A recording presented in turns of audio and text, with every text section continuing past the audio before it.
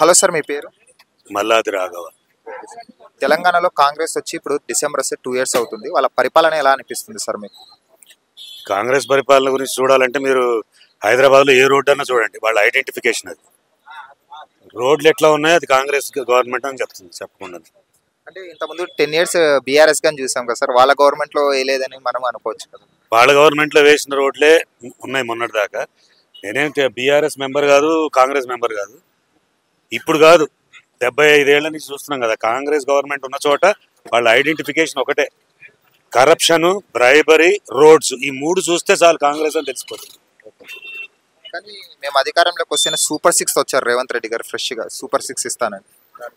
ఏమో 6 ఏంటో తెలియదు కానివ్వండి. ఆయన అయితే ఆస్కార్ అవార్డు ఏదో సంపాదించాడు కదా సోనియా గాంధీ నుంచి. మీరు ఇందాక ఒకరిని అడిగారు కదా హైడ్రా అని.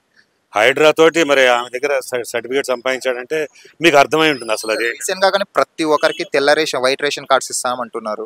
ఎందుకు సార్ రేషన్ కార్డులు? ఎందుకు రేషన్ కార్డులు ఎందుకు చెప్పండి?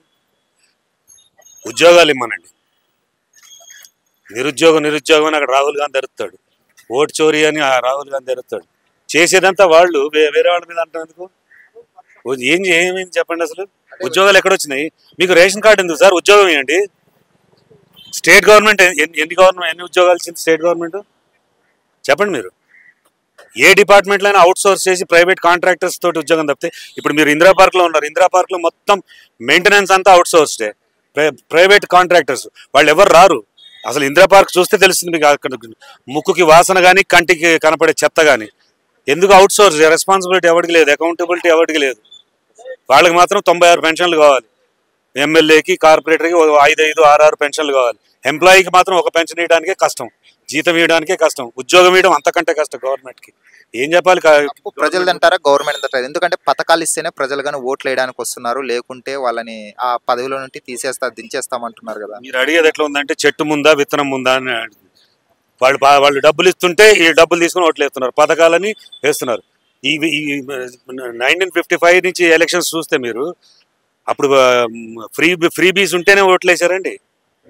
వాళ్ళు అలవాటు చేశారు. అంటే ఎవరు చెడగొట్టారు సమాజాన్ని? మరి ఆనాడు ఓటేశారు కదా, డబ్బులు ఇవ్వకుండా, బియ్యం ఇవ్వకుండా, ఏమీ లేకుండా ఇచ్చారు కదా. ఇప్పుడు మిమ్మల్ని నేను గెలవాలంటే మీకంటే గొప్పవాడిని అని చెప్పడానికి, మీకంటే నేను ఎక్కువ ఆశ చూపించాలి. అన్ఫార్చునేట్లీ హ్యూమన్ వీక్నెస్ ఏంటంటే ఫ్రీగా ఏదొస్తే అది తీసుకుందామని. ఇట్లాగే అయింది వెనజులా. మీకు మీ ఫ్రీ అన్నాళ్ళండి. ఫ్రీ ఎప్పుడు ఇస్తారు? ఎవరు డబ్బులు ఇస్తున్నారు ఫ్రీ?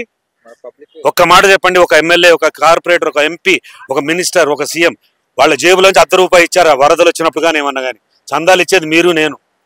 ఇన్కమ్ ట్యాక్స్ కట్టేది మనం, వాళ్ళు కట్టరు. ఎందుకంటే వాళ్ళకి అన్ని ఫ్రీయే. Tax free plus pensions. ఒక్కొక్కరికి ఎంతమంది పెన్షన్స్ ఉన్నాయి? మొన్న రీల్స్ వచ్చినాయి కదా, ఎవరు ఆర్టీఏ దగ్గర నుంచి తీసుకుంటే ఈవెన్ పెద్ద సినిమా యాక్టర్లు are the members of parliament and Rajya Sabha 3, 4 అదే పేర్లు ఎందుకు, నాకు పేర్లు చెప్పడం ఎందుకు? వ్యక్తిగతంగా ఎవరిని అంటలేదండి.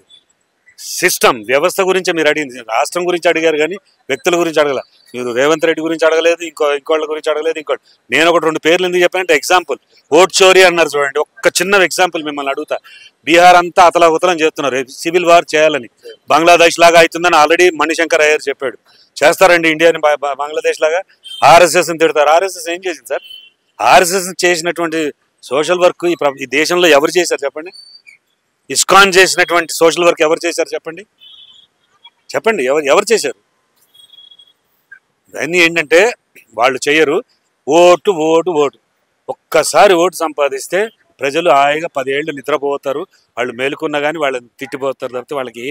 మీరు ఒక ఎమ్మెల్యేని కలవాలంటే అసలు వాడు ఫోన్ ఎత్తుతాడా? ఒక ఎంపీ ఫోన్ ఎత్తుతాడా? ఎలక్షన్స్కి ముందు పాదయాత్రలు, ఇంటింటికి వెళ్ళటం, వాళ్ళ పిల్లల్ని ఎత్తుకోవడం, ముద్దు పెట్టుకోవడం, ఇవే కదా జరిగేది. ఇట్స్ వెరీ బ్యాడ్ అండి. ఈ దేశంలో ఏంటంటే ఈ 2 రాష్ట్రాలు అంటున్నారు. నేనేం ఫ్రస్ట్రేషన్ కాదు, పెసిమిజం కాదు, ఫ్యాక్ట్ మాట్లాడాను, చిన్నగా ఫ్యాక్ట్ మాట్లాడాను. These are all. ఈ 2 స్టేట్స్ అంత తొందరగా బాగుపడే అవకాశం కష్టం. రైట్. హాయ్ ఫ్రెండ్స్, మా ఫ్యూచర్ టుడే ఛానల్ చూస్తున్నందుకు చాలా థ్యాంక్స్. మరిన్ని లేటెస్ట్ వీడియోస్ కోసం వెంటనే సబ్స్క్రైబ్ చేయండి. అలాగే ఈ బెల్ని కూడా రింగ్ చేసేయండి. మా లేటెస్ట్ వీడియోస్ నోటిఫికేషన్స్ అన్నీ మీ మొబైల్లో వస్తాయి. మా వీడియోస్ మీకు నచ్చితే లైక్ చేయండి, షేర్ చేయండి, నచ్చకపోతే కామెంట్ చేయండి.